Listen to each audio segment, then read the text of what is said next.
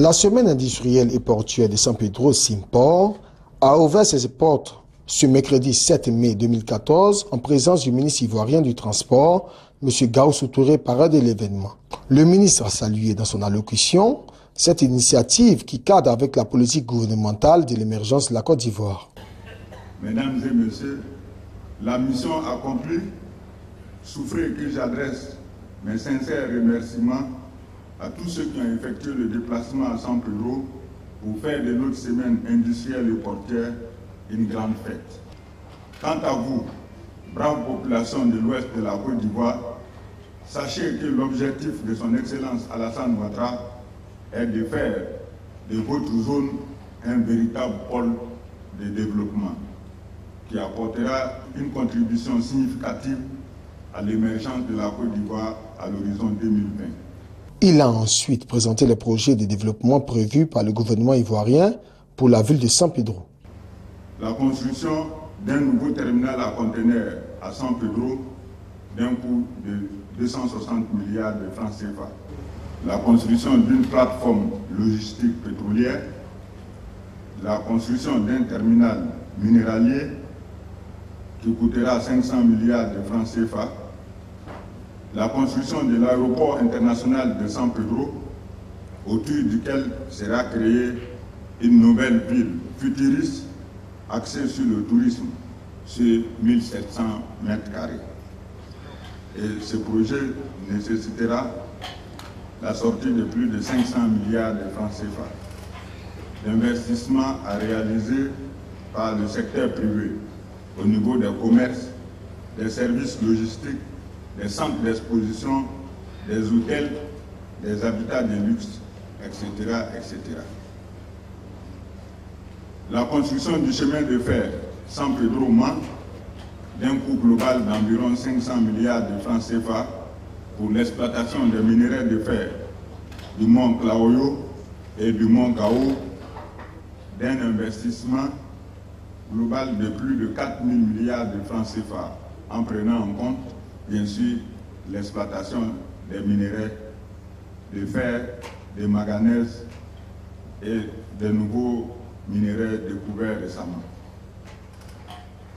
L'exploitation de l'important gisement de pétrole découvert récemment entre Sassandra et San Pedro nécessitera la mise en place d'importantes installations pétrolières.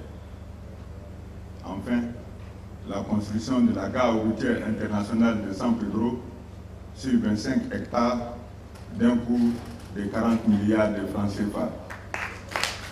En effet, le ministre Gaussou Touré a annoncé qu'un investissement à hauteur de 6 000 milliards est prévu pour la ville de San Pedro.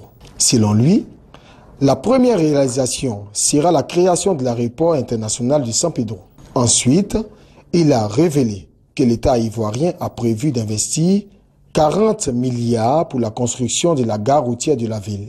Concernant le port autonome de San Pedro, le parrain de la Simport 2014 a annoncé 4 000 milliards pour la construction d'un chemin de fer reliant San Pedro à Mans. Dans son discours d'ouverture, le directeur général du port autonome de San Pedro, M. Hilaire Lamizana, a présenté les performances économiques enregistrées par le port depuis 2010.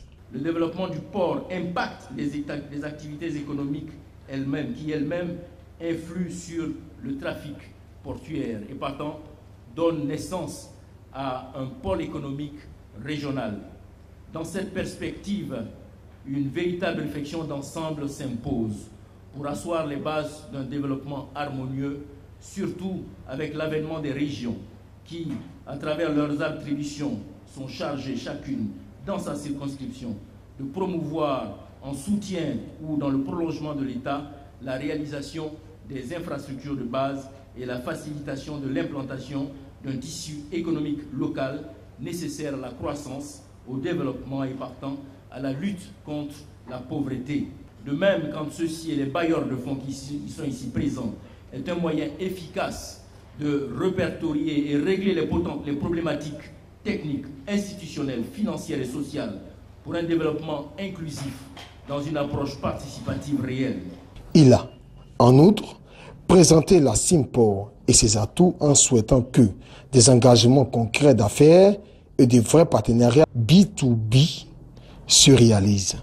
À travers les 3 conférences et les 7 panels, de même que les rencontres B2B, les thématiques qui seront développées par des personnes que je voudrais ici saluer et remercier, des professionnels de leur secteur d'activité, venus d'ici, d'Afrique et d'Europe, toucheront aux problématiques d'actualité pour un développement inclusif dans une approche participative réelle.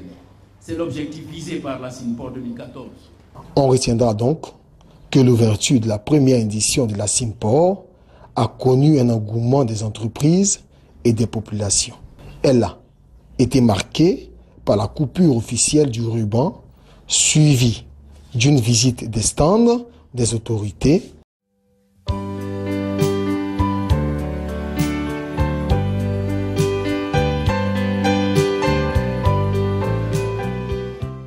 ainsi que par 2 conférences, une table ronde et un panel.